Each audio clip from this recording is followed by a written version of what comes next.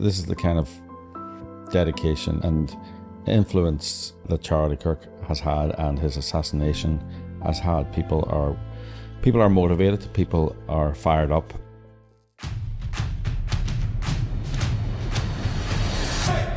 Hello, my name is Anne McElhenney. And my name is Phelim McAleer. And welcome to the Anne and Phelim Scoop. Welcome. We're back from Maine/New York. Yes. Where we managed to get 1 day of holiday. Yes. Or a day and a half of holiday, we went glamping in Maine. Yes. But the reason we're over in Maine was because we had the October 7 play at Bowdoin College in Maine, and therefore we weren't able to go to the Charlie Kirk Memorial at the weekend. We'll talk about the Bowdoin play later, but I suppose... And by the way, we had some of our supporters were at the Charlie Kirk Memorial. A very good friend of ours was there. And I was texting with her. She got into the stadium at 6:30 in the morning. Wow. And she left the stadium at 5:30 in the afternoon. And this I'm presuming there was, I haven't talked to her properly about it yet, but I presume obviously there was plenty of food and water and things like that. And I think the temperature in the middle of the day was 110 degrees. Yes, this would not be a particularly young lady.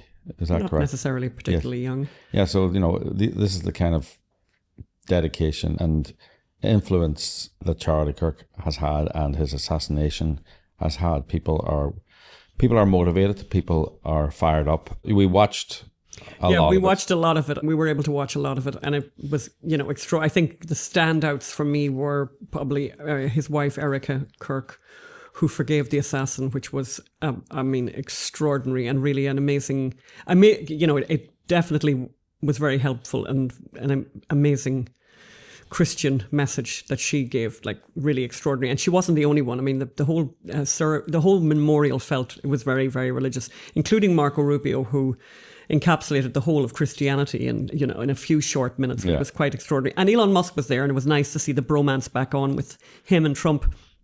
And you could see, and people have probably seen the footage of them having this kind of, they greeting each other and sitting together. And then, the whole thing was suffused with Christianity. Yes. Because later, Elon Musk tweeted, which I thought was extraordinary. I don't know if many of you saw that. We'll put it up on screen there. "Forgive us our trespasses as we forgive those who trespass against us," which that's just quite extraordinary. Yes. From somebody who I think would not be considered very religious. Well, I think you've said this before. That's the tough thing with this whole Christianity thing. Yes, Christianity. The problem with Christianity is the loving of the people who hate you, loving your enemies, loving the people who love you is.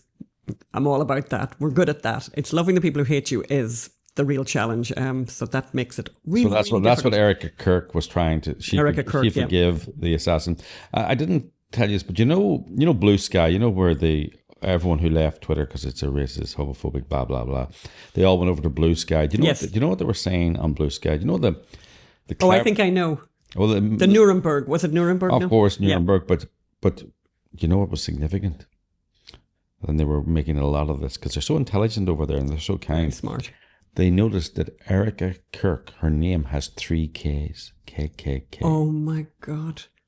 And then there was something about, she did something with her hand, right? And they were like, oh, that's some kind of evil thing. And in fact, it's actually the deaf symbol for love with what she actually had shown. And we'll put it up on the screen. They're not the brightest, these leftists. No, not good. But it was interesting. The other thing that I thought was interesting is a lot of people online saying, that weren't able to be in Arizona, who basically went to church, who said, people said, I've never been in a church before. There was all this kind of stuff, people saying, what do you do if you go into a church? People asking that kind of question. Yes. And people saying, I've lifted a Bible for the first time and started reading a Bible. Wow.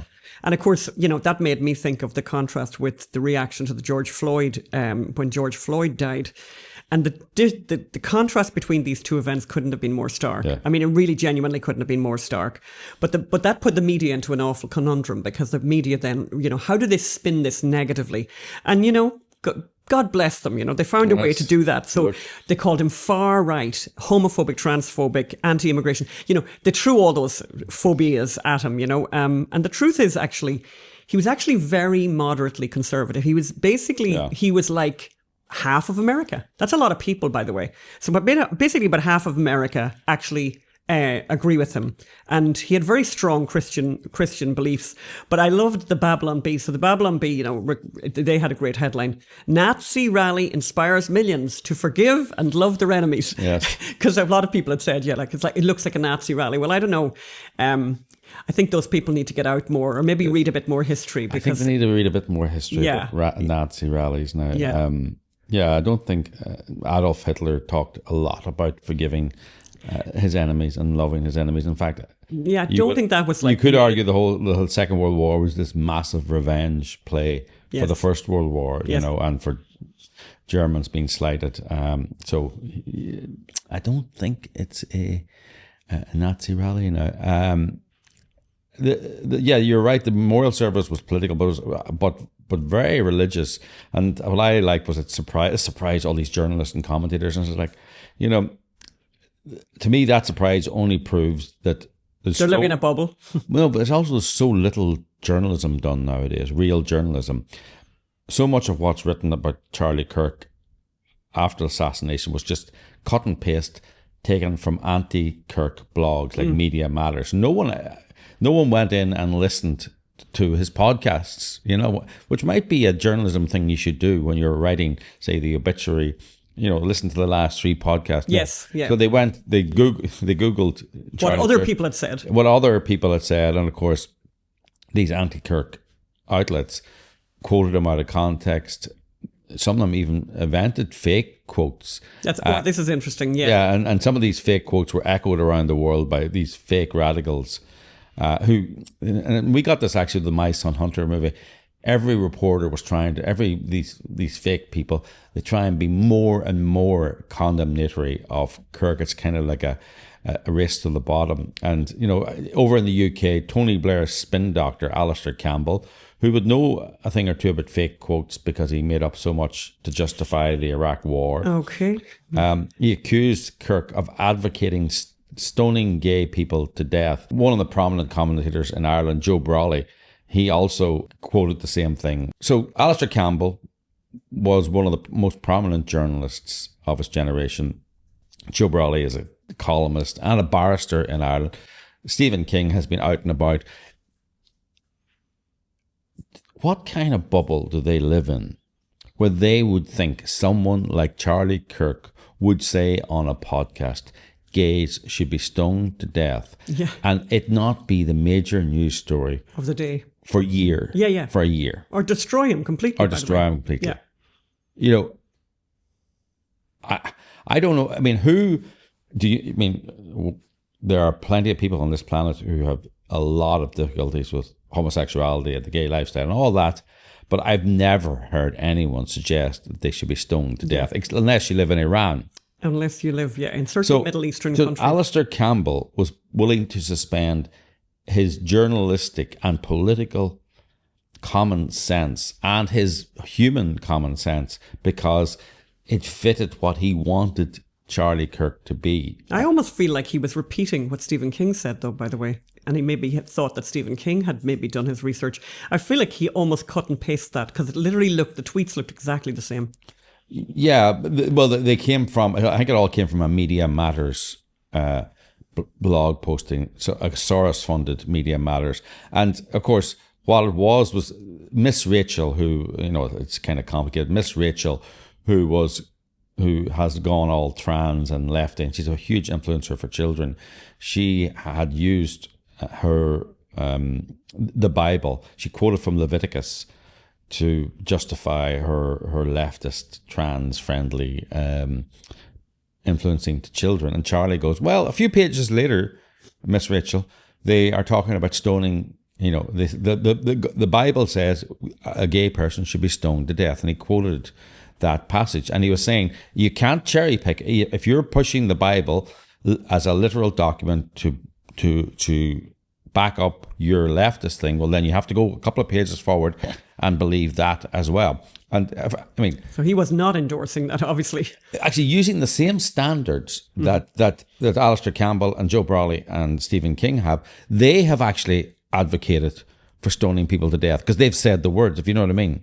If actually we've said it now. We have said the words stoning gays to death, right? So if you could clip this. Oh yeah, and then you've got it. And then you've got your gotcha. And you could clip Alistair Campbell now. You could clip their quote from their tweet, or if they said it to. So this idea, I mean, people are Joe Brawley's a barrister. He advocates for someone. We don't believe that he's actually believes or stands over what he says. And Alistair Campbell the same. He was a press spokesperson. So again, a little original research, listening to Kirk's podcast would have prevented the error, but of course the story's too good to check. Mm-hmm. They're loath to admit. See, the problem with leftists is they're loath to admit that political violence is a leftist hobby. Well, it's very hard for them to parse that, by the way, because the images from what happened after George Floyd, where people actually did die, were billions of dollars worth of damage. The contrast, I mean, it couldn't be more stark. So this young man has been assassinated. There hasn't been a riot. There hasn't been a broken window. Like, there's literally not a broken window or a broken door or the exact opposite, right? I correct you. There has been a broken window. A leftist fired shots through the window of ABC as a protest for the Jimmy Kimmel. So there has been broken windows, but they've come from the left. And this, so what they have to do to explain how this violence is coming from the left, they have to make Charlie Kirk this monster. Mm-hmm. So he kind of deserved it. Totally. That's totally the way we wouldn't normally do it, but he is such a outside the bounds of decency that it's kind of understandable. But it's nothing to do with the culture of political violence on the left. So, and of course, that survey, by the way, that everyone's quoting at the moment, the YouGov survey, that is extraordinary and really, incontrovertible, and it's from the Economist, I think, covered it. Actually, we'll put that. Let's put that chart up there. The difference between the left and the right in terms of the justification for violence in a political setting. Unbelievable, incontrovertible, and well, explain that to us, by the way. Please. Well, I mean, on some ways you don't even need a poll. It's pretty obvious. Yeah, it's on the windows of Santa Monica after George Floyd. Yeah, so no businesses boarded up after the assassination of Charlie Kirk. You had all those thousands of people. There weren't 30 people murdered in the streets like there were after George Floyd. No, there weren't five. There wasn't 5 police officers killed in Dallas as there was during a BLM protest. So yeah. But you won't find the New York Times making that point anytime soon, or the Washington Post. But the question then remains: how did we get here? How did a young man feel it was okay to pick up a gun and shoot someone because he disagreed with his political opinions? There are a number of factors for the shots. For those shots to be fired. There's a number of motivations. The shooter lived, and this is, you're not allowed to say this, but the shooter lived with a trans man, i.e. a man who thinks he's a young man who thinks he's a woman, and was radicalized by him. We're not supposed to talk about how these young trans men who want to be women, how violent they are, how aggressive, how angry. When you think about it, they're already suffering from severe mental illness, which their doctors are ignoring. Yes. Because they're trans, and that's the only reason they're mentally ill. No, they're mentally ill, and the trans is a symptom of it. So they're untreated mental illness. They're part of a very angry cult. Mm-hmm. And they're consuming drugs that are so powerful. They change their body shape, they change their voice. I mean, those drugs are messing them up. No wonder they often go crazy and unfortunately now there's been this whole string of violent attacks. I mean, it's like, I think we can safely say there is a pattern here now. Yes. All these local recent attacks. I mean, there's 6 or 7 in a row now. Yeah, and it's hugely disproportionate. You know. But you're not allowed to say that, but we're going to say it. Another reason this young man felt it was okay to shoot Charlie Kirk was because they've been told that their political enemies are dangerous or a threat to them. Well, it's Nazi. If you keep on calling people that disagree with you Nazis, I mean, remember that was years and years ago. I remember that that was a thing in school, wasn't it? If you were alive, would you have shot, would you have killed Hitler? Yes. That was a whole thing, right? Yes. And, people, Dietrich Bonhoeffer, who was basically a saint, did plot to kill Hitler. Yes. So then if you have the media and everywhere you turn, people who disagree with you you call them Nazis. Yes. Children, young people, and particularly confused young people are going to, you know, they're going to take that. Well, message that's on right. board. You know, sensible leftists, non-crazy leftists, will smash windows and protest and be mean and horrible and want to destroy people. Less crazy leftists and angrier leftists see that behaviour as a permission to remove this threat by any means necessary. We're going to silence you forever. And as a result, 2 children are growing up without a father. You know? It's incredibly sad. It's just, I mean, it's shocking. Every time, still, you know, I don't know how much time has passed now, 2 weeks, but I feel like every time I see it, Charlie Kirk was assassinated, Charlie Kirk was murdered. It's just, it's so hard to believe. Yes. It's extraordinary. And it's extremely sad, very frightening. And there's no sense, by the way, and we'll talk about this because we'll talk about Bowdoin and the play. There's no sense, and there was no sense at Bowdoin College that a Rubicon has been crossed. Yeah.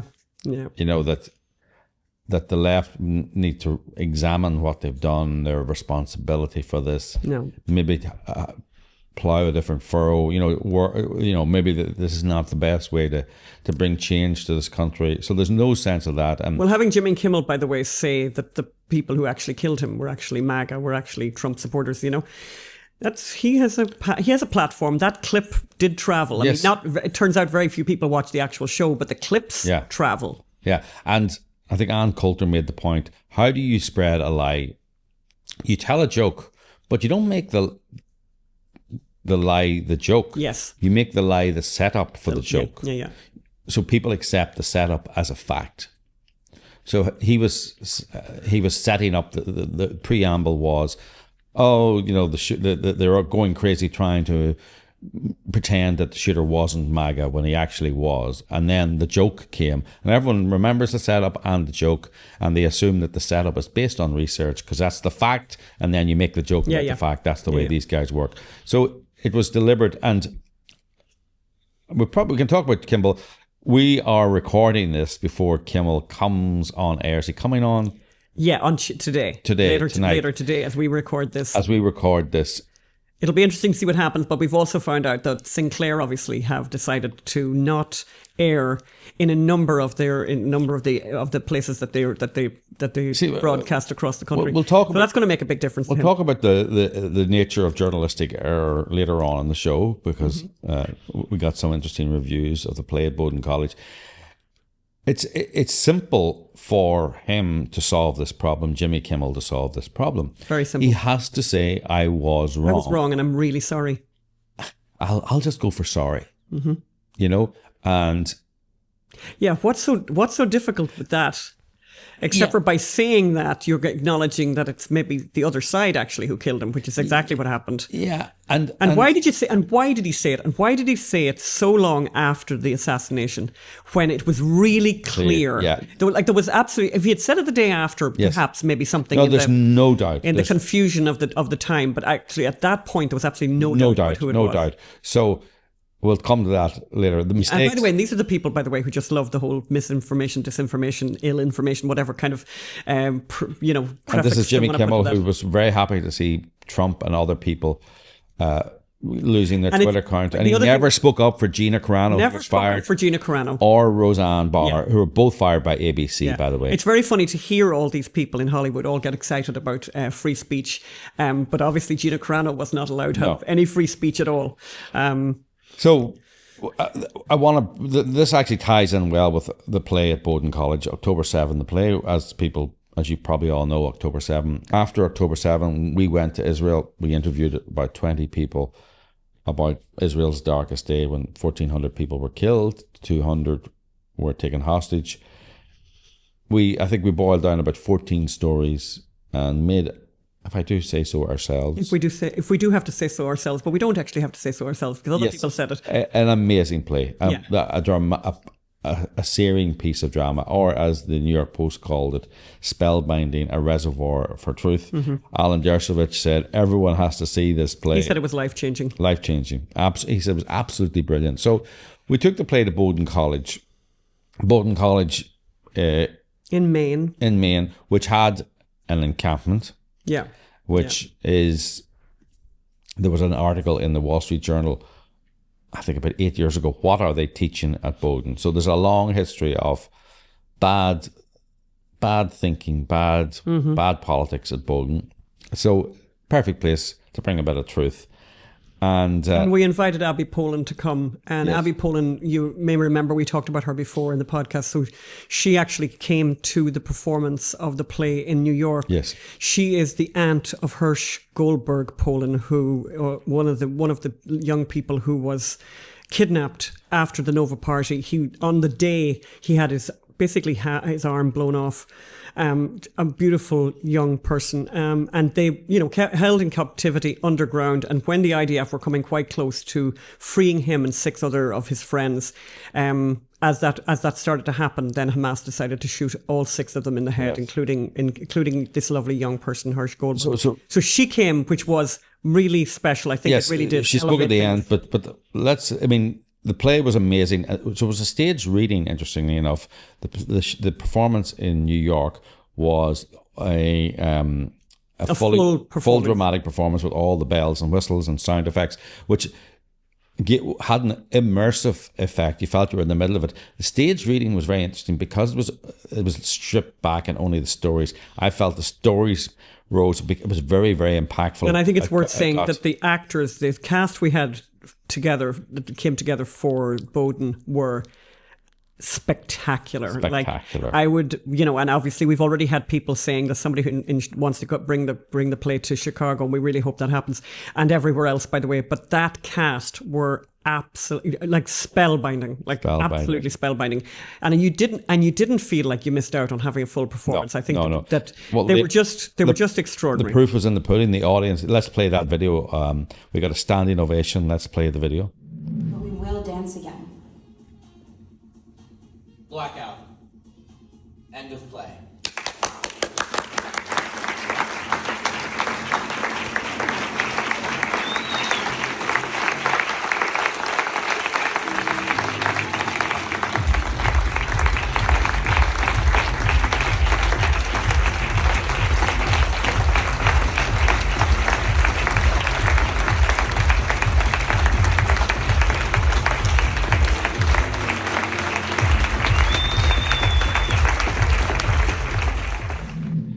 So you can see there.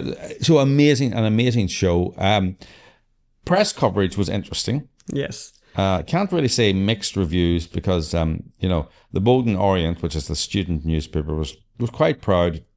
Their main story was how they were boycotting the event. Yeah.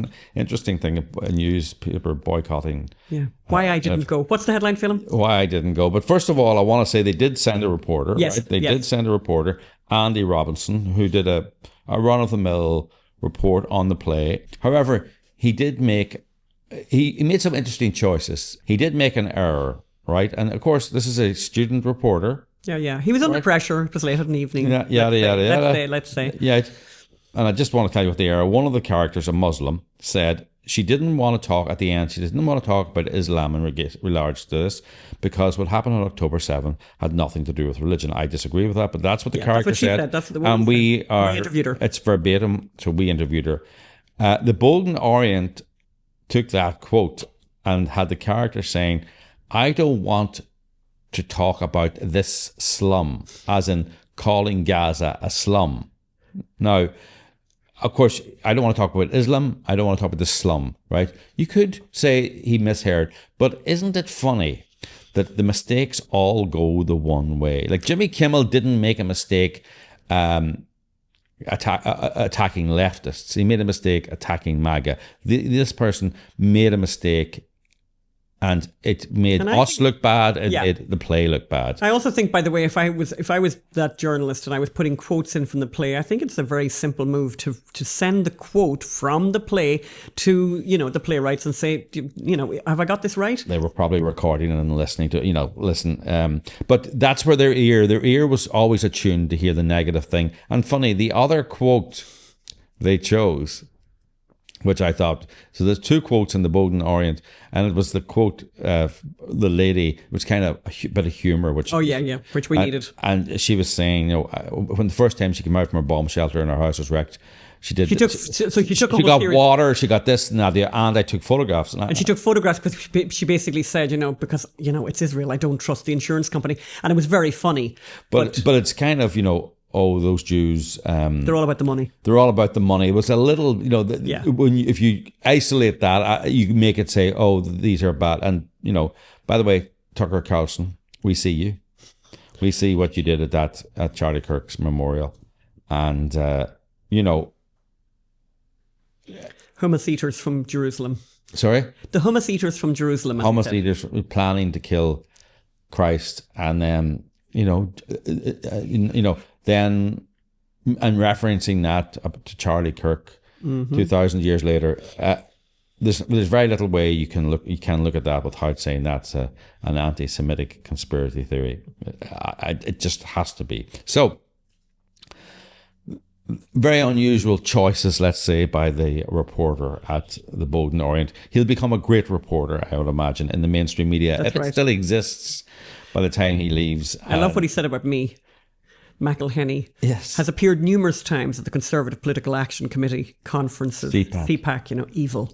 Yes, so, she's been at Nuremberg a number of times. We've spotted her at Nuremberg a number of times, Yes. That was like the worst thing he could find to say about me, so he decided he would say that. Now, they did quote Saul Greenfield, who's a graduate from Bowdoin in 1973, and Saul said, I thought it was effective in changing people's minds, or maybe confirming what they thought to begin with, but Bowdoin needs to do a lot more than that. Bowdoin's faculty and curriculum are set up in such a way that it augments anti-Semitism. It teaches it overtly and non-overtly to its students.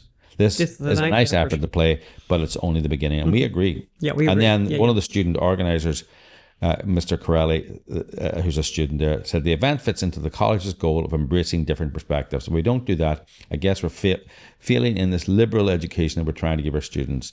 If you don't like the play, I encourage you to come anyway. I encourage you to come, to be respectful, but to come and see and maybe learn something.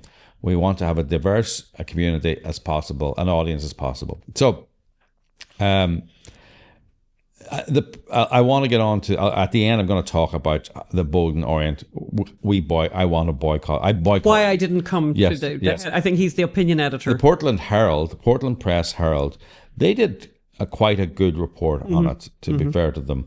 A headline, Bowdoin College Conservatives host October 7 a play spotlighting stories of Hamas attack survivors. And, the staged reading, and they'd mentioned that it came a few days, by the way, after they had to postpone a prayer vigil for Charlie Kirk because of an alleged credible threat. And I think it has the distinction of being the only vigil in the United States of America that had to be called off. Yes.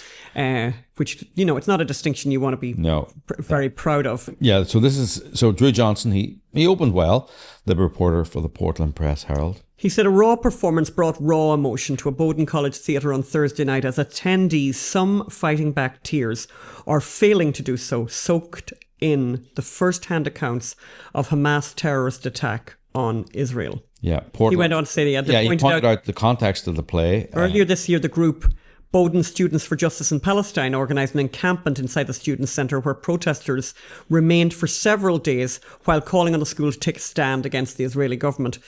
And the newspaper talked about Abby Poland's contribution, how she says we need to do everything to make sure that the hostages come home. They quoted Zach Asplin, who was the person who invited us there, was hosting us there.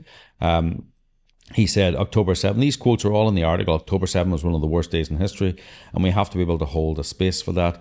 Bowdoin College is the place for that, Asplin said, and colleges, campuses across the country need to say this. The Herald went on to say, quoted us, saying, McAleer said the play at its core is journalism, with every word spoken by his and McElhinney's interviewees is verbatim. The script is verbatim. He explained that verbatim theatre is more popular in England and is often used to remember significant historical events. And he quoted me saying, they say journalism is the first rough draft of history and that the play resembles that. And we are having difficulty often getting venues. Then he quotes... Yeah, he quoted me saying, McElhinney said she's often asked how she handled her emotions while covering the subject, and her answer whatever emotions she feels about it pale into comparison to those of the survivors, and that if you can't report on the terrible things that happen to people, journalism may not be for you, which I feel very strongly about. We've had that experience. I think I was telling, actually, when we were in New York. In New York, actually, we met up with our friend Douglas Murray, and this whole conversation came up about a story that I covered in Indonesia a number of years ago, where I ended up anyway in a place with a bunch of foreign correspondents who were there because of what had happened at Aceh, where they had the tsunami. Yeah, and one of the journalists, 250,000 people died. Horrific, I mean, obviously. And I was there for a different story. So at this place where this bunch of journalists was, one journalist, kind of had center stage and started to explain that while he was up in Aceh, he was shaving, and he could see in the mirror these bodies floating by in a river behind him. And, then he talked about how he had terrible PTSD, and he was incredibly disturbed and couldn't sleep at night and all of that. And I was very young and a very new journalist, and I was really grateful to have the job and be in Indonesia. And I just said, which probably was very cheeky at the time, but I did get an endorsement from Douglas Murray telling me that actually I had said the right thing. I said, oh, you know what you should do? You should work in a library or teach, because there are 1,000 boys and girls who would love to do this job, and they won't get PTSD, because the job of the journalist is to be able to witness to these events. It didn't and I think my point is, it didn't happen to you. None of this has happened to you, and your job is to be there and to report it for the people who cannot be there. Yes. And if you're not able for that, there are people who are able for that. Totally. It's one of the beautiful miracles of the world. And I think that this reporter, Drew Johnson from the Portland Press Herald, I think he agrees with that, because he ended that quote. Yes. I think he's a genuine journalist, and he was thinking, I would love to be in, I would love to be in Israel. All these, there's a lot of journalists. Yeah, there's a lot of these journalists, and very interesting. Brian Williams, remember Brian Williams, who basically lost his job for faking a rocket attack on his helicopter. One of his problems was he rose through the ranks without ever really doing any on the ground reporting. He was very articulate and good looking and funny, and he felt bad about it. I suppose the other journalists probably made him feel a little bit bad about it. Right. And when they went back and examined all his dodgy stories, one of the most prominent was he was standing in his bathroom during Hurricane Katrina. And what did he see, Anne, in the morning, looking out his bathroom? He saw bodies floating down a river. Let's put that story up there, the headline. So this seems to be a trope.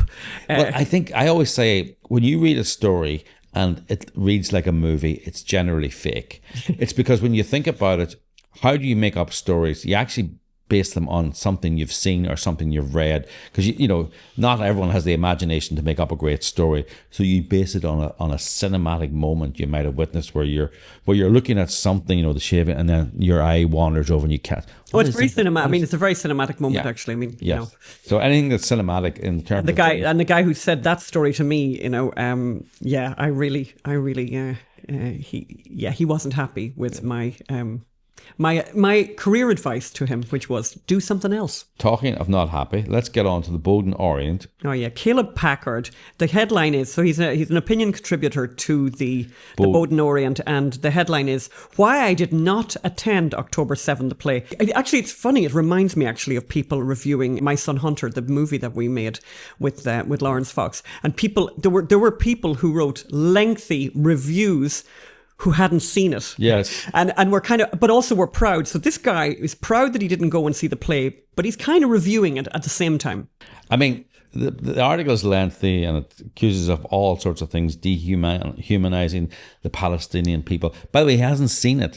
So no, I think that's the crucial point. And torn between, writing to this guy and insulting him, or writing to him and saying, look, 10 years ago, you might have left. If you want to be a journalist, 10 years ago, you could have left college and got a job with the New York Times with this kind of attitude.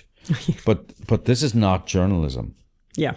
It's not even opinion writing, by the way. Yes. Because if you don't go to things, how can you know? Your op-eds will become increasingly stale. Yes.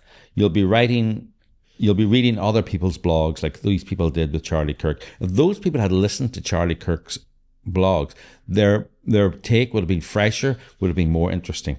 If you don't go to things you don't like, Yep. your journalism is going to atrophy, right? And that worked back when there was no choice, But as you once said at a conference, a mining conference, or no, an oil and gas conference, if you can remember the last time the Washington Post made a profit, ask your doctor if Cialis is right for you. Yeah, people like that. Yes. So one of the I love this. So one of the Accusations film Yes. about the play is what now? Tell me that. Well, according to the play, according to the journalist, October 7, the play is racist, bigoted, and advocated for genocide. Wow. We are. I'll tell you, we pack a lot into. We do. Into an hour and a half. That's right. In fact, Caleb said I want to get the exact quote now. I see it. He said the October 7 play was an embrace of racist Manichaeism. Manichaeism. I have never heard of it. Have you heard of it, Anne? No, I haven't. So I don't know what Manichaeism is. I have decided not to look it up. Not even look it up. Yeah. Because, and actually I want to phone up Caleb and say, look, Caleb, this is bad journalism also. Because you're writing for three people who know what that is. Yes, his three friends. They've had a big joke about it. So you're right, and that's bad journalism. If you're not about communicating your ideas to the maximum number of people. Yes, you should be good. Yes, I think kind of the fundamental thing with journalism is being good at communicating. That's our job. You see, we take complicated matters, or people can't go to the play. Yep. So you go, and then you can accuse us of being racist Manichaeists. Yeah, if you like. If that's I don't even know if you can be a Manichaeist, but I quite fancy being a Manichaeist. All this, this deplatforming and boycotting, this is making us out to be racist advocates for genocide. And Caleb is sitting there going, I refuse to go. Crazy people are going, well, they're obviously immoral people. Nazis and fascists and the crazies think that on the continuum that it's okay to shoot them. So on a completely different, yes, kind of going off in it, because we got an amazing letter, and I just was reading this on the flight back last night, and I just thought, my God, we just have to have this. So some of you will remember in August we did a story about a new company called Orchid, what they do is they test embryos that have been produced through IVF, and they basically dump defective ones. They decide which ones are the good ones and which ones are defective. And it's, according to themselves, this is the quote from the founder, the first company in the world that allows parents to actually sequence the entire genome of the embryo, sequencing 99% of the bases in an embryo gene, etc., etc.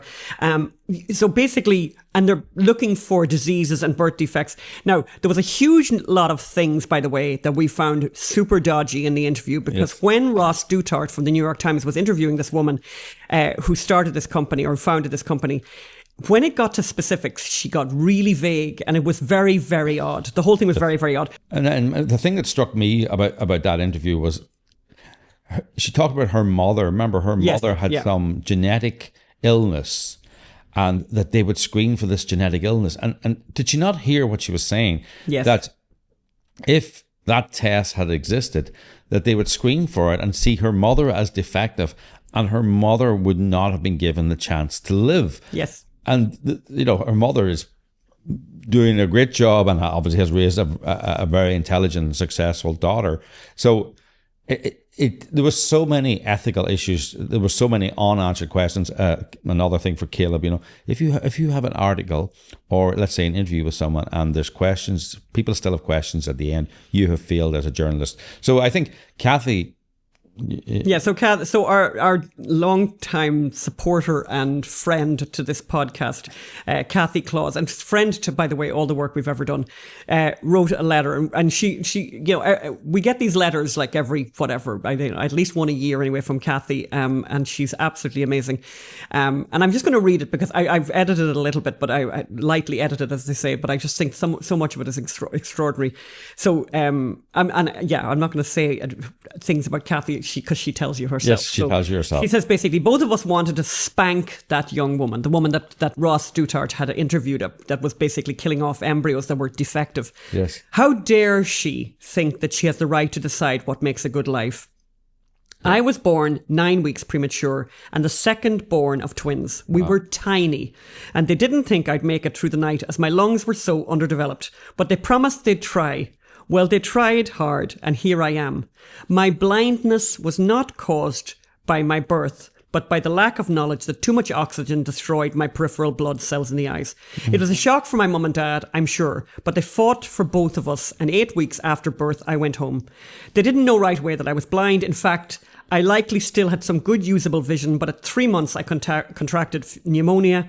That oxygen was the kicker. It was too little to know. I was never coddled much. My mother expected good behaviour, excellent grooming, participation in chores, except for washing windows, as I always left streaks. And the mother insisted on good grades at school. My life has been a blast. When I met my husband Chris in college, he didn't think twice. He told me later he thought I was cute. So Kathy is blind. Kathy is blind. So she would not have made the grade in the Orchid. Orchid would have got rid of in the Orchid worldview. This horrible. Oh, go ahead. So she says, when I met my husband Chris in college, he didn't think twice. He told me later he thought I was cute, and he knew from the class we were in together that I was smart. His parents accepted me from the beginning, as did his siblings. So, would 4 children, 3 grandchildren and many friends be better off if I weren't here? Yeah. I have to say that contracting chronic Lyme disease years ago is far more of a pain and annoyance than blindness. Yes. I have developed other ways of seeing. I read people very well. I often ask Chris if someone uses his hands a lot, or I'll ask him if I'm correct that someone doesn't smile much. Just by sound and some other clues, I read people. We've travelled to Germany, Somerset, Bristol, Yorkshire, London, which we didn't like, Manchester, the Lake District, Northern Ireland, which we totally loved, and the Republic of Ireland. Oh, also several weeks in Wales can be added to that. We've explored much of the US. There are more on the bucket list. We've met more people because I'm the one who isn't afraid to just talk to strangers. I do let Chris do a lot of the driving, of course. Very good. But I prep our meals as we always self-cater and have cooked for many of our overseas friends. So if my life is not worth having, Yes. I guess I don't know what makes a life worth it. Yes. I have to ask someone if there is a spot on a piece of clothing, even if I spot treated it. I have to ask for cooking directions on a package. But I'm the one who does the research, sets up appointments, makes inquiries about self-catering places, etc. I also did the majority of child raising, as Chris was on the road a lot. He was a great dad. Our kids grew up thinking that blindness was no big deal. Yeah. I think of her, this is the woman that Ross Douthat had interviewed. The woman who runs the Orchid Embryo Selection Company. And one of many other companies that are doing the same thing. I think of her talking in that presentation that retinitis pigmentosus, which is what she had, that retinitis pigmentosa. What her mother had. Her mother. Yeah. Which the woman who founded Orchid, her mother had retinitis pigmentosa, was such a horrible disease. I have a friend who was born with it. He lost the last of his sight at 30, but was able to see the first 2 of 3 kids. His sighted wife was told when she came in with her 3rd pregnancy that she should abort because a blind man couldn't be expected to provide for 3 children. Jeez. Well, Peter is 49 and the father of 4 grandsons who are the delight of their grandfather. So where does it end? Since I was born small but with sight, should post-birth terminations be allowed? All life is terminal. And these arrogant people are no better than sanitized Nazis at the camps, deciding who lived and who died. Yeah. And she goes on. God bless you both for all you do. We've shared your Mice Hunter film with several who all loved it. We have been fans ever since Gosnell, the book and the film. Your crowns in heaven are sparkling, waiting for the day, hopefully, long in the future, when you will take them up and wear them with joy and song. Anyway, she's fabulous. And there's more stuff that she wrote about other things, but I just wanted to read a little bit of that because I think Kathy is just unbelievable. And I read that on the plane last night. I thought it was just really spectacular. And she's right. And she's absolutely right. I know, it's wild. And it's by the way, the science is ludicrous behind it. Like, the idea that this is the problem that Elizabeth Holmes had in Theranos, and there's a definite Theranos vibe. Yeah, we'd felt that. But Elizabeth Holmes, to do a prick of blood, to do 200 tests, you have to dilute it. And of course, because it's so small, and when you dilute something, but she's talking about, deciding who lives and dies based on a couple of cells, analyzing a couple of cells. Well, embryos that are IVF embryos. Yeah, but they take a couple of cells. Oh no, you're right. They take a couple of cells and then they make these 4 cells or something. But I think I think we both were very suspicious of that interview because she was super, super bizarrely vague. Yes. Like she was asked, how many times have you done this? Comically vague. We don't really like to talk about that. Well, tens, thousands, maybe. Tens of thousands. We really don't want to talk about that. And then, there was a whole, and then the people who come to you, what kind of people come to you? And by the way, the other thing I should mention about that, which, those of you who watch that or listen to that podcast will remember, $2,500 per embryo. And if you think that quite often in IVF, people can produce 20 embryos. So nice little learner there, And she was very, very vague on the details. Well, and of course, the big point was that her mother had this retinitis pigmentosa. So that actually the question that should have been asked was, well, you wouldn't even be here. So do you think your life is worthwhile? That question wasn't asked. And it reminded me the piece of journalism that got the Wall Street Journal interested in Elizabeth Holmes was the phrase comically vague about the science. It was in a Fortune article, I think it was, and the reporter read that and got comically vague. That's a bit much for a company. She's the first youngest self-made female billionaire.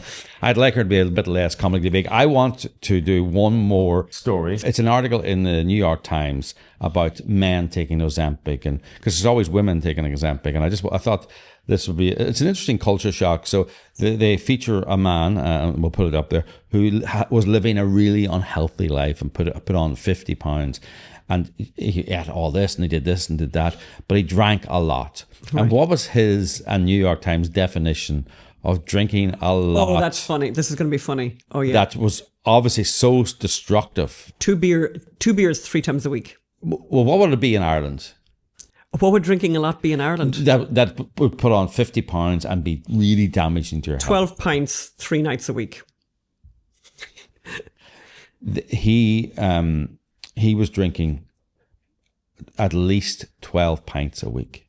12 cans, which isn't... 12 cans a week. And that was the big... That was the big... But 12 cans divided by 7. So, so 1 and a bit cans a day. Yeah, and a can isn't a pint, by the way. By the way, so... well, they'd be laughing at him in Ireland. That's right. They would think basically he's a teetotaler in Ireland. Right. So that would be a non-drinker in Ireland. So, okay, so we've come to the end of the podcast. Yes, well, thank you very much. Oh, by the way, if you want to help make this all happen, we want to take the play all over America, all over the world, by the way, including Ireland, October 7. So please donate. We're a 501c3, October7theplay.com or unreportedstorysociety.com. Please keep sending us the letters. We love to see them and leave the comments. And you may find your comment or letter read out on the show. So thank you and all the best. Bye. Bye-bye.